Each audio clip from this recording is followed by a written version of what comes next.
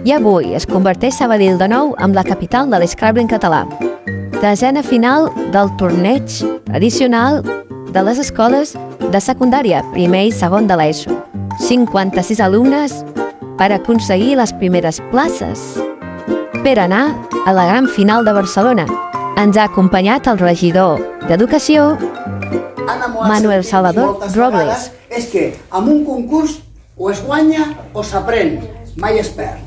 Aquesta interrelació que vosaltres heu tingut en diferents escoles, vingudes de diferents punts de la ciutat, i evidentment amb l'hospitalitat de l'Institut Can Oriach com a anfitrió, gran reconeixement i més gran aplaudiment per tots.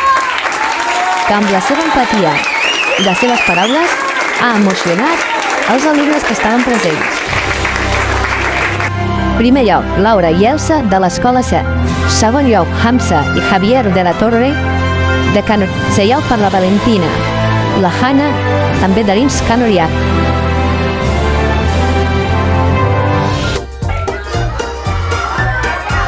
I al final, l'emoció dels que podran anar a Barcelona.